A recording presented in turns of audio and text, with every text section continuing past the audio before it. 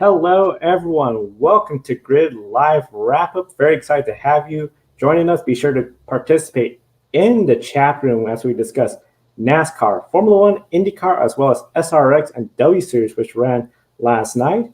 And definitely be sure to follow us and subscribe to us right here on YouTube. With me today, Kobe Lambert from the Podium Finish, Ben Schneider, and Adam Lemeries. And we're going to get started right away with the NASCAR Cup Series.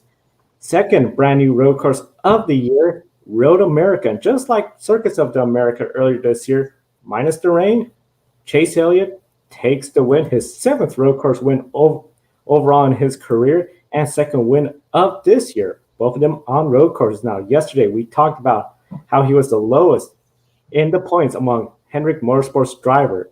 Approaching Atlanta, can Chase Elliott prove he's still number one at Hendrick Motorsports?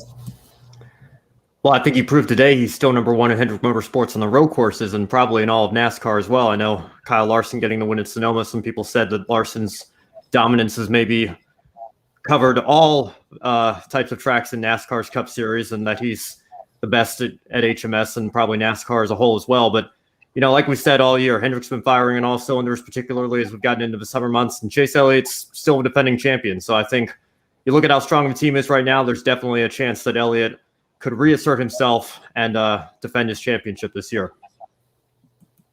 I gotta agree with you, Ben.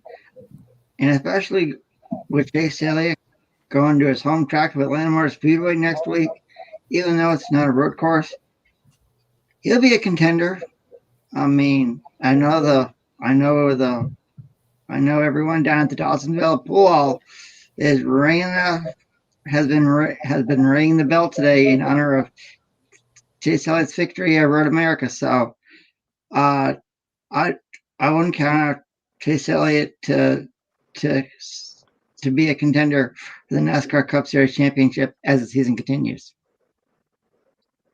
I see, Adam, you bring up the Dawsonville pool room there. I'm sure that siren was blasting loud tonight for Chase Elliott after he won at Road America this afternoon and going to Atlanta the next race, his home track. I'm sure he'll definitely want to win at home. He'll have a lot of momentum, so the siren can blast from Dawsonville, Georgia, with Atlanta Motor Speedway right there in the state. And I think you guys definitely put it best. Chase Elliott is definitely number one at Hendrick, especially if we're talking about the road courses. Everyone's calling Chase Elliott the road course king. And I think that right now Kyle Larson still might be slightly ahead, but Chase Elliott certainly has the equipment, obviously, and he has the momentum, and we'll see if Chase Elliott can get on a hot streak here and dethrone Kyle Larson as the hottest driver in NASCAR. And Chase he led later on in the race, but ended up leading the most laps.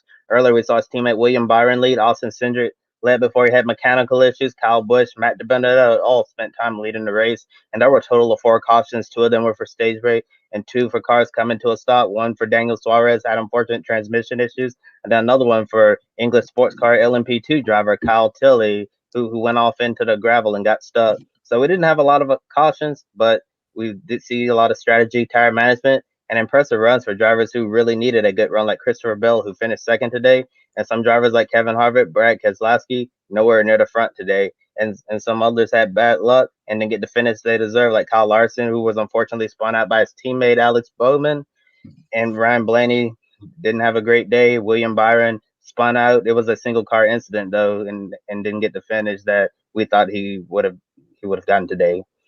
And here's my question. Could this race have been a more considerable effect with the momentum for the next 6 races, or is this just a road course thing? Well, we're going to a completely different track next week, and that's often the case with NASCAR. It's got one of the most diverse schedules in all of motorsports when you talk about the different types of tracks we go to, especially now this year with so many road courses on the schedule. So, we've seen what Chase Elliott can do at road courses, continues to prove that, at least right now, I think he's undoubtedly the best in the Cup Series. So it's a huge momentum shift, or continued momentum shift, I should say, for him.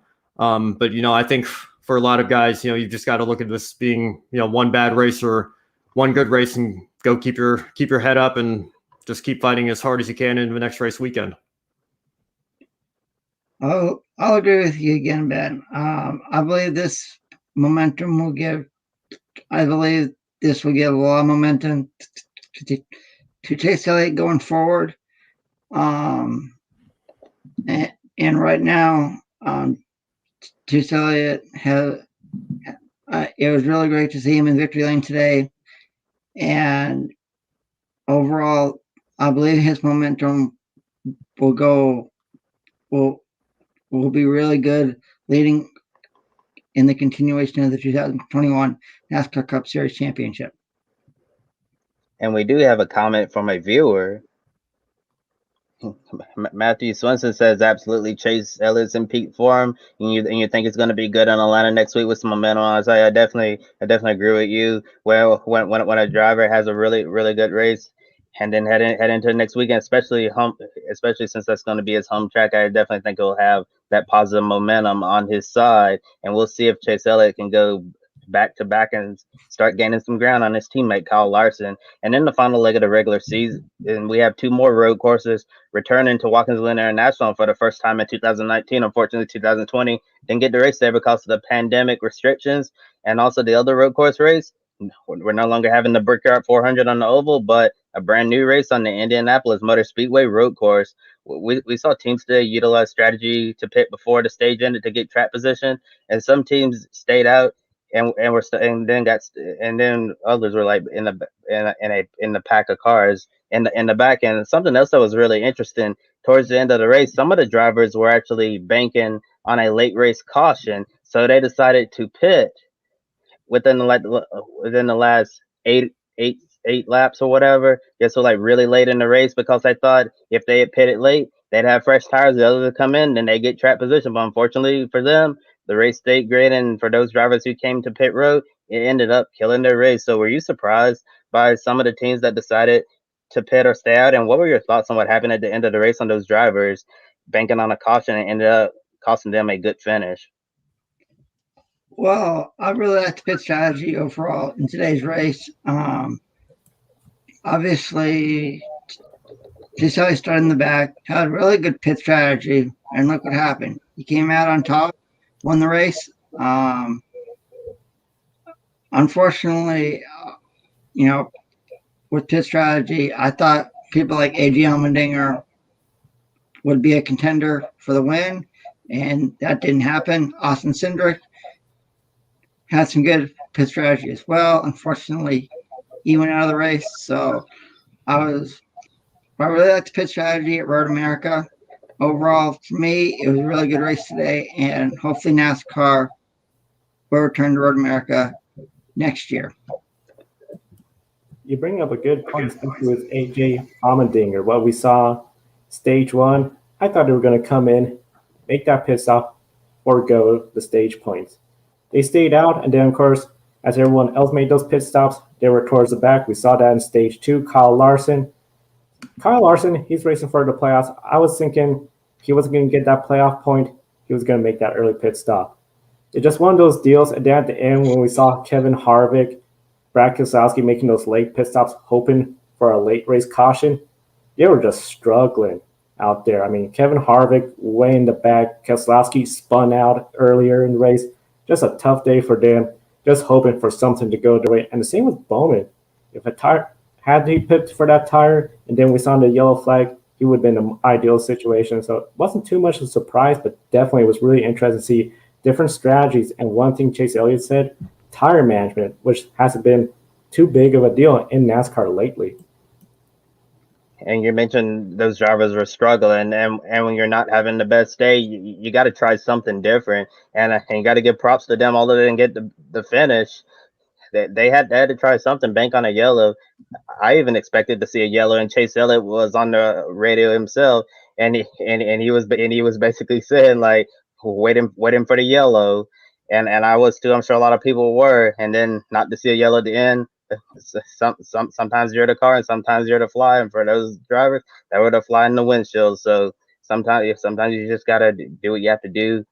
Try something when it's not your day. And unfortunately for drivers like Kevin Harvick, Michael McDowell, who didn't really get a good finish, it just wasn't their day. in 1956 was the last time the NASCAR Cup Series raced at Road America. It was the largest crowd at the track, and for the state of Wisconsin, it was a wonderful, fun atmosphere, a lot of beautiful weather, and some people described it as a county fair in a way. Was this visit to Road America long overdue, and should the NASCAR Cup Series rotate some road courses across the United States, Canada, and Mexico? I do see it as being long overdue. For the longest time, IndyCar has always come here, have great crowds, great racing, and it's one of the best venues when it comes to road racing in the United States. So I definitely feel like this was well overdue. It was very good to see the huge crowd there, great excitement from the crowd, and I would love to see NASCAR rotate more tracks. Of course, being in Oregon, I am biased. I would love to see them come to Portland International Raceway, but definitely, I think it's just a big win overall for everyone in Wisconsin, and of course NASCAR, and for all the fans that went there and say they saw Chase Elliott won. It may didn't see the greatest burnout, but there's always next year.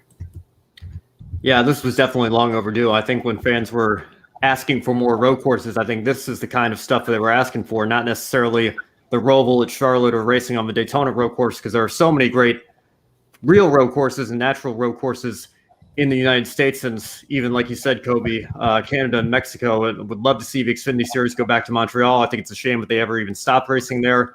I know they raced in Mexico City as well for a few years. So there's definitely some opportunity. I know we're still on the back end of COVID and the pandemic, so that makes it a little more difficult, but certainly long overdue to get the Cup Series at Road America. And I think, Joe, like you said, it is one of the best venues in the country for race fans, and I'm glad they got to pack so many of them in there today. And we have another comment from a viewer in the chat room.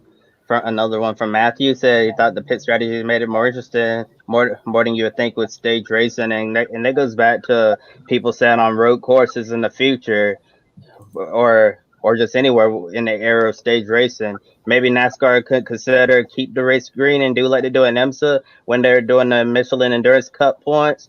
After the 6 hour mark, you all get your points, but we keep the race green. I think that would have definitely made the race even more interesting than it was. But even with the stages, I really enjoyed the strategies today as well. And I do agree that it was long overdue for NASCAR to come to Road America. I actually went back and found one of my old tweets from 2017 saying that I really hope that NASCAR Cup Series will go to Road America one day, and flash forward several years later, and it finally happened. Very pleased about that. And leaving Road America, we also had SRX racing last night on Saturday night. Ernie Francis Jr. was the big story, got his first career win in that series. And after the race, a lot of tempers were flaring, especially between Helio Castroneves, Scott Speed, and Marco Andretti. Post-race, there was a lot of beating and banging at Lucas Oil Raceway, a.k.a. Indianapolis Raceway Park, IRP. And Ernie Francis Jr., after the race, tweeted that this was an opportunity of a lifetime, and he got some attention from Marcus Lemonis, the CEO of Camping World, who said to let him know if Ernie ever wants to make a start in the NASCAR Camping World Truck Series. Do you think SRX could be a great door opening series for young and unnoticed talent out there? Surprisingly, yes. And, I think when people hear the name superstar, they think of people who are already established in motorsports, and that certainly makes up the majority of the SRX field. You've got guys that haven't been in a race car in over a decade that are out there having fun, and I think that's great for them.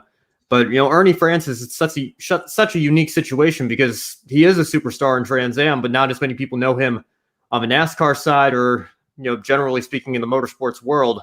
I think this is a great opportunity for him to showcase his skills, and I think he did a wonderful job doing that on Saturday night. It was really cool to see Ernie Francis Jr. win at Lucas Oil Raceway last night. He defeated drivers that we all know in the motorsports industry. Drivers that have won the Indy 500, the Daytona 500, NASCAR's most popular driver. And Ernie Francis Jr. joins the list of drivers who have won in a series like SRX, going back to the old IROC days when Tommy Kendall and Dorsey Schrader were in there. So maybe now and for me, I think it'd be cool to see Ernie Francis Jr. in a NASCAR Camping World truck down the road and see how he does. If we remember what happened to Doug Coby, he got a Camping World Truck Series right after his win at Stafford at the beginning of the SRX season. And what happened? He won at Nashville. So for me, it's really cool to see someone like Ernie Francis Jr. win against some talent that we all know. And we have another comment in the chat room from Matthew saying SRX will be an excellent feeder series. I think it's, well, the series in general, I think it's really great for drivers like Ernie Francis Jr. Like you mentioned, Ernie hasn't seen a lot of time in the national spotlight. And with the Trans Am series, because I'll admit it's really hard to follow the Trans Am since you don't really get to see them on TV. I think they used to come on CBS Sports, but other than that, I don't really see much of anything from Trans Am nowadays.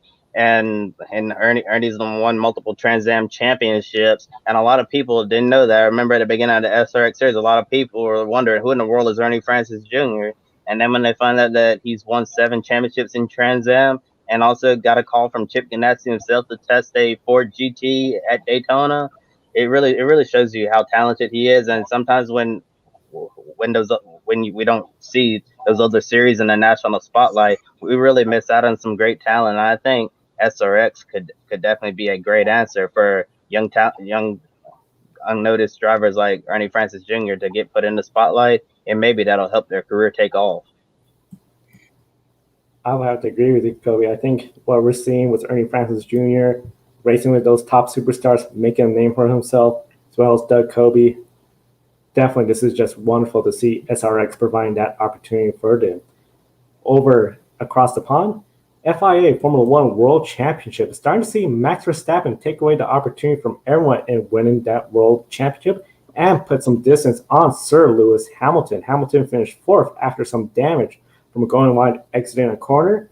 Now, if Hamilton had won the race, fastest lap, and Verstappen would score no points starting with the next race weekend, Verstappen will still be the points leader. Verstappen is beyond the maximum points, 32-point lead. So does this allow Max and Red Bull breathing room and focus on racing and not too worried about where Lewis Hamilton is during the race? Well, it gives them a mulligan now. Like you said, Joe, they could DNF the next race, and there's no way for Lewis and Mercedes to catch up. So I guess in that sense, obviously if we were going to Abu Dhabi, they'd already have a championship locked up. They wouldn't have to worry about anything.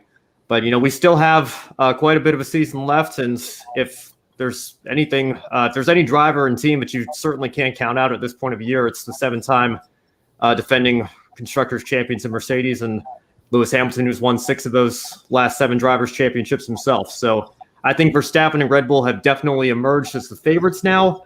I think even in 2017, 2018, when you saw Ferrari and Vettel, they mounted a challenge. I don't think we ever saw them this dominant at one point in the year. So I think Red Bull definitely have the upper hand at this point, but it's way too early to count out Mercedes and Hamilton at this point. I definitely agree with you, Ben. It's way too soon to count out Lewis Hamilton and Mercedes because anything in Formula One can change in the blink of an eye. But I do agree with what you said about Max and Red Bull emerging as the favorites right now to win the Formula One championship. But you see, with a 32-point lead, it can really. Oh, sorry about that, guys. Having some feedback in my headphones that kind of distracted me. But as I was saying, with that 32-point lead, I think Max and Red Bull have a little breathing room. All it takes is one bad race. Lewis Hamilton goes out there, scores max points, and it's game on for the championship once again. So I don't think we need to crown Max yet because Lewis, he can still get back in the fight for the championship. Yeah, definitely too early to crown Max the world champion. Not that stage yet. When it comes to the grid rating for the Formula One series, he is starting to pull away significantly from everybody else. And of course, the top 5 from each series rating makes it into the grid ranking, which we'll display later on in the program. Now, one of the big things, Bottas, second place ahead of Lando Norris. He got around Norris because Norris had that 5-second penalty. We saw 8 penalties in this race. And including Perez, who earned 2 5-second penalties for racing Charles Leclerc really hard. The incident with Perez and Lando, there was no contact. A lot of fans divided on that. The contact between Leclerc and Perez on both times, we see some fans are still split about what happened there. What's your stance on the penalties, and did Sergio Perez drop the ball in helping Red Bull get a double podium? I don't really have much to say about the penalties other than that was just really crazy to see so many drivers under investigation. I caught a little bit of the FIA Formula 3 race earlier in the weekend, and I think they had like a whole bunch of drivers under investigation just like this. It was just insane. And I think in that race, Enzo Fittipaldi went from 11th to 4th after all the time penalties were issued, which was really crazy. And here we didn't really see as many penalties as we saw in that Formula 3 race, but it's just really wild to see so many drivers under investigation, and it was really unfortunate that Sergio Perez got involved in all of this, and unfortunately couldn't do more today with Max and the constructors. I'll agree with you, Kobe. I was surprised about the time penalties today. Hate it for Sergio Perez because he wasn't able to be with his teammate Max Verstappen, even for the win. Overall, it was a crazy F1 race, and hopefully the next race will be a lot calmer down the road. And that next race is going to be at Silverstone. And along with Silverstone, not only are we going to see Formula One, we're again going to see the W Series. And they have had 2 action-packed races. Up front, Jamie Chadwick dominated the race and now leads the W Series championship. One of the big things, of course, her finishing positions have allowed her to inherit the points lead since Alex Powell, who won the prior race, finished 8th place. So definitely with Jamie Chadwick win and a 6th place finish, that has allowed her to claim the points lead. Of course, she is the defending champion back in 2019. W Series did not race in 2020. And now they're racing with Formula One. So when Formula One's at Silverstone in a couple of weeks' time, you will see the W Series there. And many have predicted Jamie Chadwick to win last race weekend. Of course, she got spun, fell to her back, climbed up to 6th place, leads by 3 points. The grid rating shows it's much closer between her and Alice Powell. Seller Moore right there as well behind her. Do you anticipate the W Series to remain this close all season long, or could Jamie Chadwick start to pull away as the season progresses? I believe the W Series will be a lot closer this year. There's a lot of great female drivers competing in that series, and I believe one of my pick winners was Jamie Chadwick in the W Series race. So happy for me. Overall, the W Series is a really great series for all these females, and I wish there was a series like that here in the United States. Yeah, I think it's a little early to say. Only having 2 races taken care of in the W Series, but Jamie Chadwick is the defending champion. I know we didn't race last year due to the pandemic, but I think if there's anybody who's a favorite, she's in the points lead now, it's got to be her. But I would anticipate seeing some more drivers get up there and mix it up a little bit. Definitely is very early. I know it's going to be really interesting. We encourage everyone in the chat room to share who they think is some of the favorites for Silverstone and the W Series, as well as Formula One. I know in the chat room, Matt has said money's on Hamilton still for the championship. Still very early in the season for the 23 races. That's just amazing to think Formula One now has 23 races. Some folks can remember when they used to have a lot less races, but definitely it's going to be very interesting, especially what's going to happen at Silverstone. Yes, and I actually remember when the Formula One schedule used to have a lot less races. I think it was when they had 15 or so races per year, and that's when I was first introduced to Formula One when I was still in elementary school. And as you mentioned, Silverstone, the next round, the British Grand Prix, we'll see the new sprint race format debut, and the winner of that sprint race on Saturday will get 3 points. Second place, 2 points, and third, 1 point. Do you think the timing of this new race weekend format will play an advantage to any driver or team in particular? What about Lewis Hamilton and Max Verstappen up front for the championship? We haven't even seen it in action yet, so I don't know that it's fair for me to make a prediction on who it might benefit or not benefit because we haven't even seen it happen yet. I'm not a fan of it. I got to be honest with you guys. I think it's a little gimmicky to me, but it is something that they're going to try, and we'll see how it works out. I'd anticipate Max and Lewis are the 2 championship protagonists. They're probably going to adapt to it the best, and we'll see who comes out on top between the 2 of them. I think between the 2 of them, really, whoever wins that race, of course, is going to have that bonus of 1 extra point. Right now, I do think there's a slightest advantage for Red Bull, particularly if Sergio Perez has a perfect performance and makes a Red Bull 1-2. Max Verstappen wins, Perez second, that means Hamilton can only pick up 1 point. That's the only slight advantage I really see. But of course, Silverstone, United Kingdom, if there's rain, that could shake up everything, especially for a sprint race. And I think this is just going to be really interesting to see what's going to happen in the sprint race. I think we're going to see less surprise when it comes to the starting grid following the sprint race. And the Formula One British Grand Prix weekend will take place on July 16th through 17th, and the W Series is also going to be at Silverstone. It'll be a packed crowd that's been allowed at the venue, and we did have a full crowd today at the Middle House Sports Course hosting the 10th round of the IndyCar season, and on the first lap, they had a safety car, just like in Formula One. Ryan Hunter-Reay, James Hinchcliffe, and Felix Rosenqvist were all involved, but able to drive away in the second safety car. Shortly after that, Will Power went spinning after racing Scott Dixon for position. Ed Jones came over the blind corner and hit Will Power. Both drivers retired, done for the day. And that would end up being the last full course caution of the race, went green the rest of the way. Joseph Newgarden held off a hard charging Marcus Ericsson to take the victory. If Marcus Ericsson would have had maybe like 1 or 2 more laps, I believe he certainly would have challenged Joseph Newgarden for the victory. And this was the first Team Penske win of 2021. And this was the first time that the driver who led the most laps won in 6 events. And 50 years ago, they mentioned this on the NBC broadcast, Team Penske scored its first IndyCar win. Joseph Newgarden could have very well won 3 races in a row. And the next race in August, his hometown event, the Nashville Music City Grand Prix, the street course. Do you think Joseph Newgarden can start winning multiple races and get on a roll? Easily. He could have won the last 3, got on a roll early on. He is looking good week in and week out for Team Penske. When it comes to the points, he knows he has to go out there and win races. He's been that close to doing it. He just had a mechanical failure, just bad luck, bad timing of a caution flag, all sorts of issues took away potential wins. He's going to Nashville with a lot of momentum.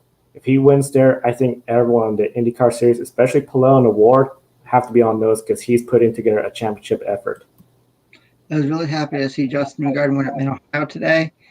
And when it comes to his home race, the Music City Grand Prix, he will be a definite contender. And I wouldn't be surprised if he ends up winning the race in Music City. And Alex Palou's third place finish on the podium moved him up the grid ranking, and he maintained his championship points lead over Pato O'Ward. Joseph Newgarden is now fourth in the standings, and one person that lost ground today was Colton Herta, 7th in the championship. Herta and Andretti Autosport did not have a good day at all, and Alexander Rossi got a solid top 5 finish in the race, and with the rest struggling. Colton Herta had pit stop problems all race, and then he had to make a late race dash to pit road for fuel. Is Andretti Autosport overdue for change to his driver lineup, especially younger drivers out there, to replace James Hinchcliffe and Ryan Hunter-Reay, who have been rumored to potentially be out of rides at the end of the season? I do believe so. We talked about on the show yesterday that 2 drivers that I've talked about are Kyle Kirkwood and Oliver Askew, and to me, those 2 would make really good replacements for Ryan Hunter-Reay and James Hinchcliffe. Yeah, it's kind of crazy to think about how Rossi getting a top 5 today. It's his best result so far of the year. I think Ryan Hunter-Reay in particular has been at Andretti for over a decade now. You might think maybe it's time to make a change there. I know he's not had the greatest of seasons either. But I think in the case of Andretti in general, a lot of times we talk about the big 3 with Penske, Ganassi, Andretti. I think it's pretty clear right now Andretti's a pretty distant third and last among the big 3 teams in the IndyCar series, if you will. So I think something is probably going to change going into next season. As for who those drivers are going to be, I think it's anyone's guess at this point. Yeah, those 2 drivers, I think they have to be changed out. So it reminds me of when Hendrick Motorsports was starting to, people were talking about how they had some of the oldest but most experienced drivers.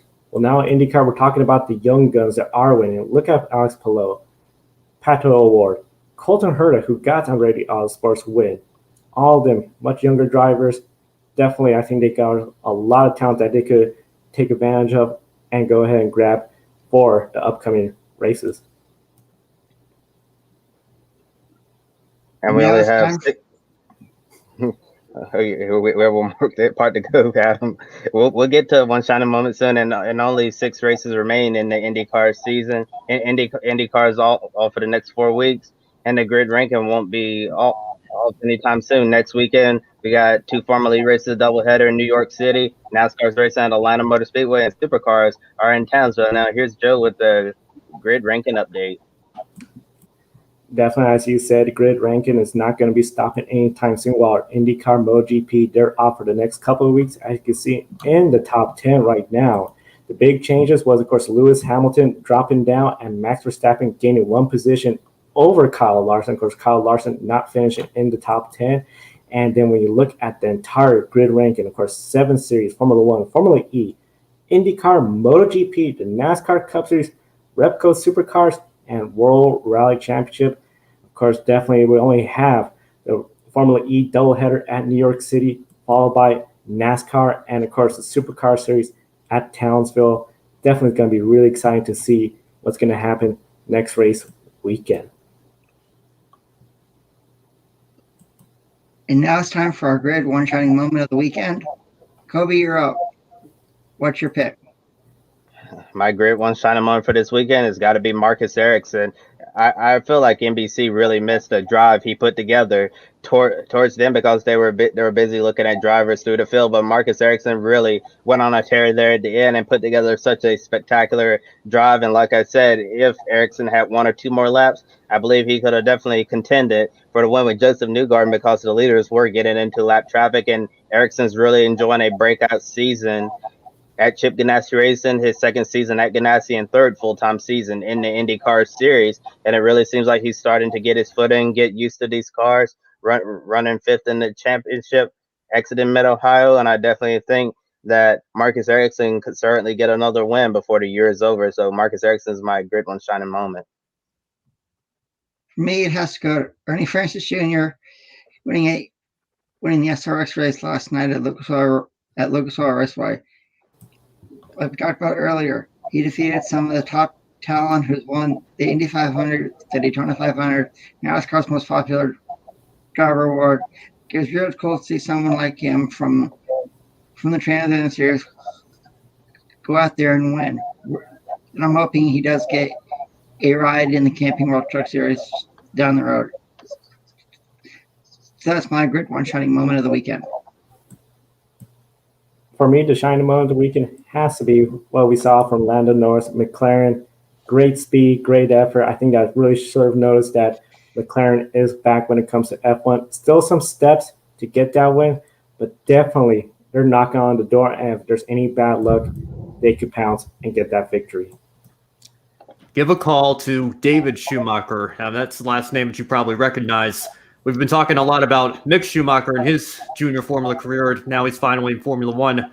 He's the son of Michael Schumacher. David is the son of Michael's brother, Ralph Schumacher. David won his first Formula 3 race this weekend in Austria, round 2 of 3 for Formula 3 this weekend. And it's been a little bit of a rough start to the season for him. I saw it's his first points finish of the year, and he goes out and makes that a victory.